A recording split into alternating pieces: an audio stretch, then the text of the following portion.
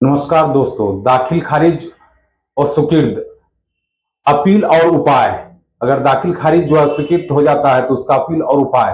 यदि दाखिल खारिज और स्वीकृत हो जाता है, विशेष रूप से जब विक्रेता की मृत्यु हो चुकी हो और उसके बेटे ने जमाबंदी कायम करा ली हो, तो खरीदार के पास क्या विकल्प रह जाता है? तीन मुख्य उपाय हैं।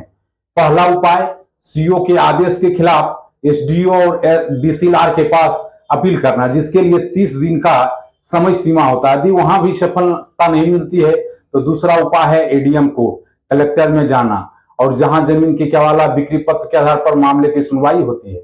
अंतिम और सबसे मजबूत उपाय यह है कि सिविल कोर्ट में सीधे न्याय मांगा जाए, जहां केवाला ही एकमात्र कानूनी मान्यता रखता है और किसी का भी हक समाप्त नहीं होता है, भले ही म्यूटेशन ना हुआ हो।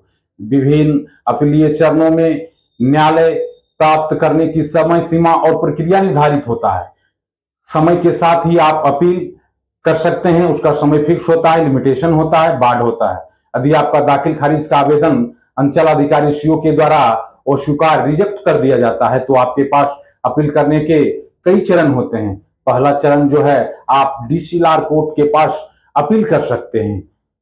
उस आदेश के खिलाफ, सीओ के आदेश के खिलाफ जो है आप जा सकते हैं। प्रक्रिया, जब अंचल अधिकारी सीओ आपके दाखिल खारिज आवेदन को अस्वीकार करते हैं तो आपको सबसे पहले उस स्वीकृति आदेश का एक नकल कॉपी ऑनलाइन या ऑफिस से प्राप्त करनी होगी। इस नकल के आधार पर आप पहली अपील अनुमंडल पदाधिकारी, एसडीओ या भूमि सुधार उप समाहर्ता डीसीएलआर के पास दायर कर सकते हैं। समय सीमा, इस पहली अपील को दायर करने के लिए 30 दिनों का समय सीमा निर्धारित की गई है। यह महत्वपूर्ण है कि आप तय समय सीमा के भीतर ही अपील करें, क्योंकि कानून जैसे लिमिटेशन एक्ट के तहत समय पर कार्रवाई न करने पर आपके अधिकार जो है प्रभावित हो सकते हैं। उसके लिए फिर आपको लिमिटेशन एक्ट का आवेदन देना पड़ेगा कि लेट होने का क्या कारण है। दूसरा उपाय, एडीएम कोर्ट में अपील। अगर डीसीएलआर के स्तर पर भी आपकी अपील खारिज हो जाती है या कोई कार्रवाई नहीं होती है तो आप अगला कदम उठा सकते हैं। दूसरा उपाय है यह है कि आप अपर समाहर्ता, एडीएम या कलेक्टर के न्यायालय में रिविजनल करें, या आप अपना पक्ष रख सकते हैं रिवीजन के माध्यम से। अपनी जमीन खरीदी और आपके पास केवाला डीड, लेकिन विक्रेता के उत्तराधिकारी के नाम पर जमाबंदी होने के कारण आपका म्यूटेशन बार बार अस्वीकार कर दिया जा रहा है। न्यायालय दूसरे पक्ष को नोटिस भेजेगा और मामले की जांच करेगा।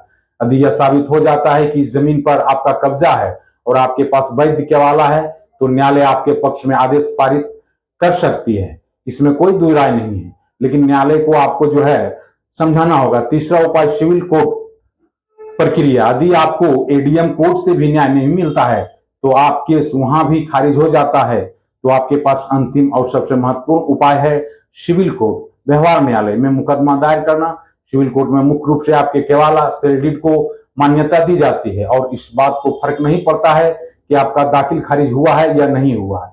जब आपके पास जमीन का केवाला होता है तो आपके पास संपत्ति का मालिकाना हक, टाइटल होता है और आपको कानूनी तौर पर पूरा अधिकार प्राप्त होता है।